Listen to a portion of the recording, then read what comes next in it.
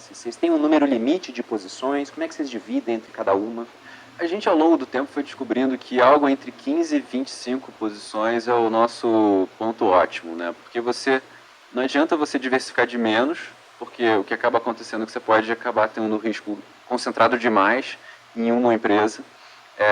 E o investimento, você sempre tem um imponderável, né? Você tem um risco que você não pensou, eventualmente ninguém pensou, vem um tiro completamente do nada e te matou. Então você tem que...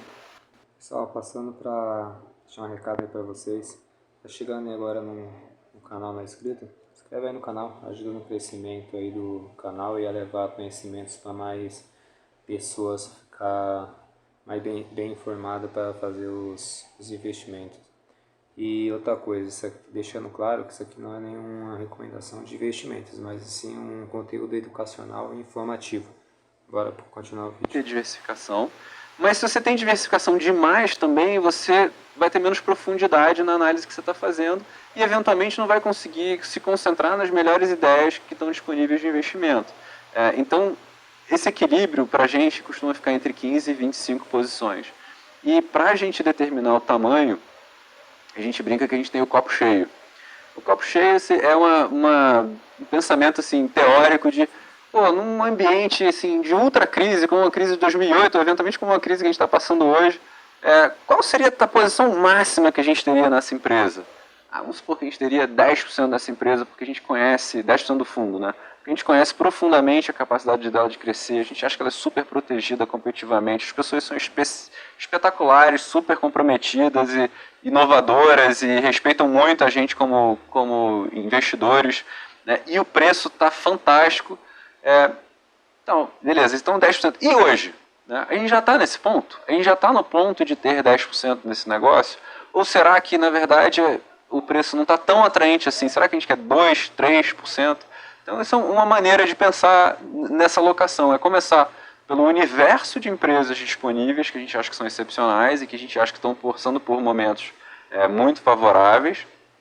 E quais são os preços que a gente paga por elas hoje e quanto que a gente quer usar desse potencial copo cheio, vamos dizer assim, do investimento. Assim que o portfólio acaba sendo formado. Entre 15 e 25 posições para mais de 20 pessoas na gestora estarem olhando para aquilo e fazendo conta e falando com as pessoas e com os funcionários para colocar dentro do... Você no final está olhando mais empresas do que isso para decidir quais são as empresas que merecem estar dentro da carteira e acompanhar. E aí um pouco do que o Raoni estava falando também, que é quando você está olhando empresas muito boas, você consegue fazer com que o conhecimento se acumule. Se você está olhando negócios de baixa qualidade, assim que ele subiu, você tem que vender, porque alguma coisa errada pode acontecer logo em seguida. Se você está com uma empresa muito boa, ela vai gerando valor ao longo do tempo, você consegue segurar essa ação por mais tempo e, portanto, você consegue conhecê-la melhor também. Então, eu acho que é um ciclo virtuoso aí de conhecimento que a gente tenta aproveitar bastante. E até perguntando sobre uma empresa que há pouco tempo ela tomou conta das redes sociais, quando divulgou resultados, que é o Netflix. Vocês têm posição em Netflix? A gente tem. E vocês já falaram sobre como desinvestiram de Meta, né, do Facebook, Sim. porque enxergavam um horizonte ruim à frente.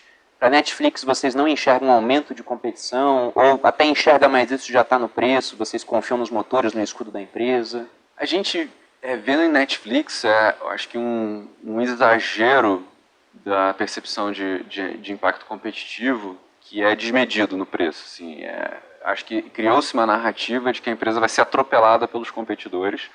A gente não acredita que é isso que vai acontecer, a gente acredita que a empresa vai continuar a crescer de forma interessante, que ela tem várias ferramentas que ela pode usar para continuar a crescer de forma interessante. Uma que ela está começando a colocar em prática nos próximos meses é criar um tier, né, um serviço que seja um pouco mais barato, mas com anúncios, que, poxa, é super comum na TV a cabo e super comum até já em outras empresas de streaming. O Spotify faz isso. O Spotify faz isso. Para quê? Para ficar mais acessível. Para ficando mais acessível, você vai acessar mais pessoas que querem ter o seu serviço. E já está bem. Então, assim, a GE, só para você ter uma ideia, ela valia 600 bilhões de dólares ali na bolha da Nasdaq, ali, em 2000, 2001. Hoje ela vale 70 bilhões. Então foi uma destruição de valor grande. E a gente gasta também esse tempo falando assim, cara, o que deu errado? que aconteceu com essa empresa. Para depois achar, né? Assim, tem aquela lógica do Munger, né? Inverte, né? Em vez de tentar... Inverte a lógica. Em vez de tentar procurar histórias de sucesso, também... Pegas de fracasso. Pegas de fracasso, procura entender. Aí você começa a ver esses tipos de aberração, né? Do comportamento, arrogância, complacência da gestão.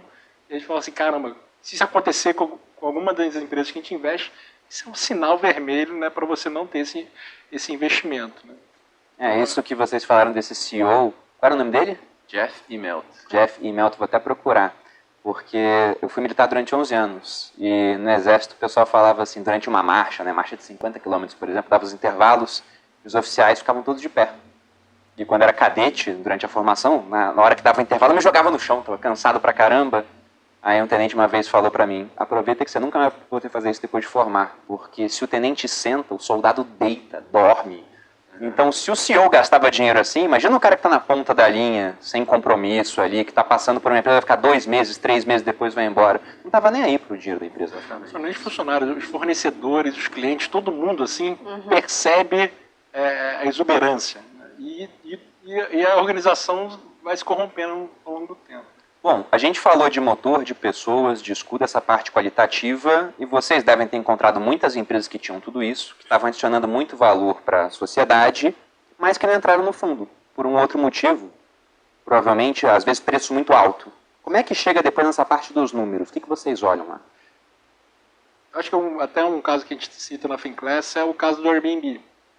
É uma empresa que passou pelos nossos crivos todos de pessoas, fundadores excepcionais, modelos de negócio, né? A empresa criou quase um verbo, né? Em aluguel de temporada, aluguel de propriedades, e com muito crescimento ainda contratado. Mas a gente não consegue... a gente não entende muito bem o preço, não tem muita gordura. Assim, o mercado reconhece com muita precisão essas qualidades. Então a gente reconhece muito, assim, caramba, qual a sua percepção de valor? Aqui ela parece ser baixa, apesar de ser um negócio crescente ao longo do tempo. Então, é um exercício de paciência. Às vezes tem que esperar. Tem um grupo de empresas que a gente acompanha, né, lá fora, né, tanto lá fora quanto aqui no Brasil, que a gente aguarda ficar em preços melhores. Uma empresa que a gente admira muito é a VEG aqui no Brasil. Eu diria que assim, é uma das top 10 melhores empresas do Brasil. Certamente uma das poucas empresas brasileiras a virar uma referência internacional. Só que a empresa nunca está assim, Tá sempre cara. E às vezes você tem que esperar, assim, é um pouco da função do investidor, não botar a carroça na frente dos bois, saber aguardar e